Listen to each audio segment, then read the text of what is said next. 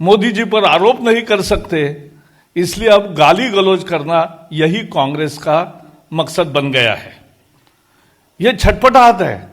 और कल तो कांग्रेस एक नेता ने कहा मोदी माने क्या, मसूद, ओसामा, दाऊद और आईएसआई।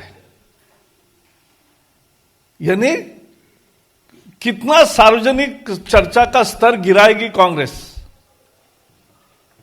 हम लोकतंत्र में रह रहे, उनकी छटपटाहट है, क्योंकि उनकी मान्यता है कि उनके सिवा कोई राज नहीं करेगा। और अब मोदी के रहते ये सत्ता पर आने का ख्वाब भी नहीं देख सकते, इसलिए ये गाली गलौज है।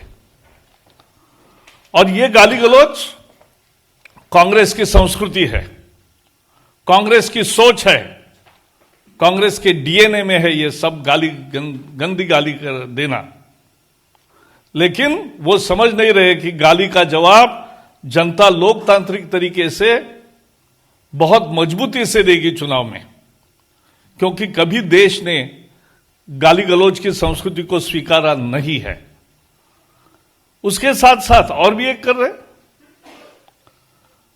चाय वाला। पिछले चुनाव में चाय वाला हमारे कार्यालय के बाहर चाय का दुकान लगा सकते हैं, हम देंगे स्टॉल की जगह। इतना अहंकार, इतना गरीब का अपमान, स्वाभिमान से जीने वाले का। और एक अपने विपक्ष में खड़ा है, उसकी काबिलियत देखकर हैरान लोग अब यहां तक आ गए कि चाय वाला कहा।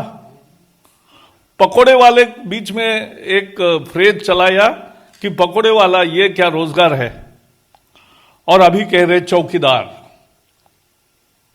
तो ये गरीब के लिए चौकीदार, और ये सम्मान से नहीं बोल रहे, चौकीदार चोर है बोल रहे। चाय वाला यानी गलत है ऐसा बता रहे, पकोड़े वाला यानी मेहनत से कमाने वाला हर इंसान गलत है। जो बेईमान की कमाई खाता है वही केवल कांग्रेस में पाक साफ है। जो बेईमान की संपत्ति खाता है, बेईमानी से मेहनत न करके, उनका सम्मान कांग्रेस में है। और जो मेहनत करता है, वो चाय वाला हो, पकोड़े वाला हो, चौकीदार हो, उसका अपमान करते हैं।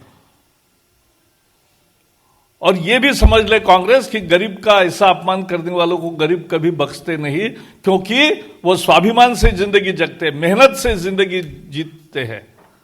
और उसको आज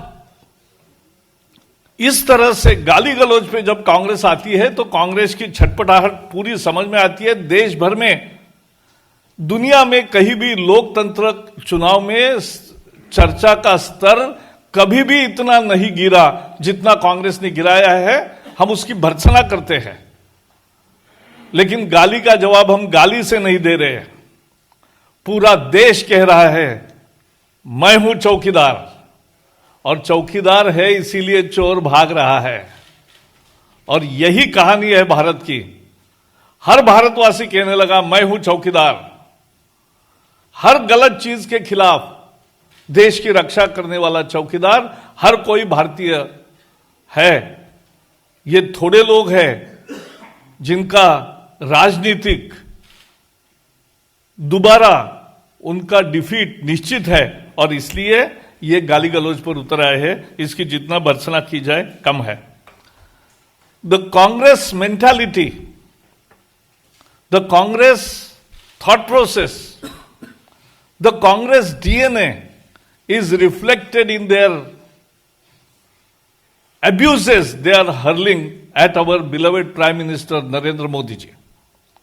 They cannot argue, they cannot raise any doubt, they cannot level any charge, and therefore Sonia ji started with मौत का सौदागर, गंदी नाली का कीड़ा.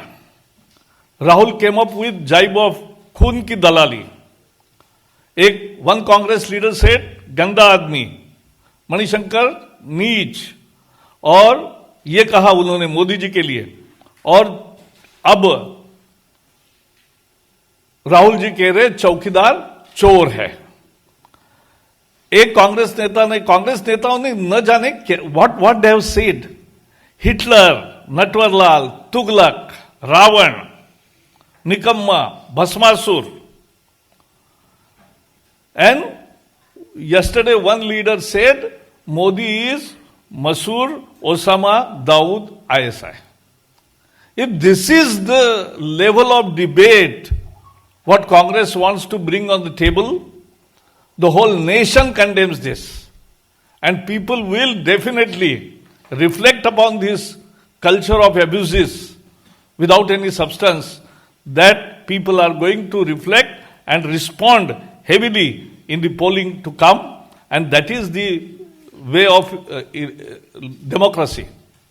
This never in the world this kind of derogatory remarks, one after another, have been heard at the leader of the country, and at the same time, nowhere in the world this kind of standard has been not raised. Actually, standard has been has come to a derogatory level, and therefore people will respond to this.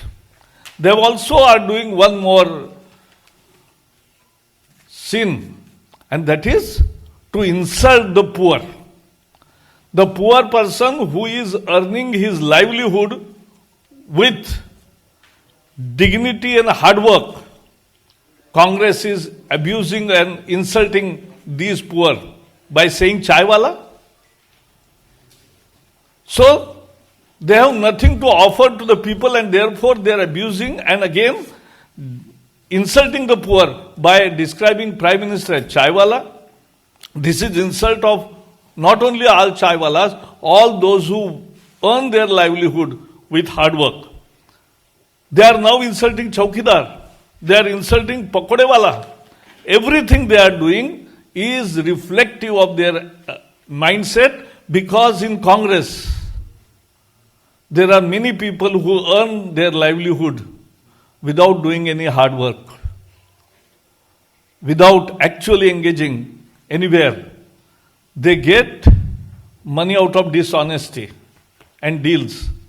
This is not the culture of the nation. Poor lives with dignity, and that should not be insulted. That is what insult is being heaped upon on the poor people, and therefore BJP not only condemns, we are very sure that people will respond in a democratic way in elections for this abusive and insulting culture which Congress is representing.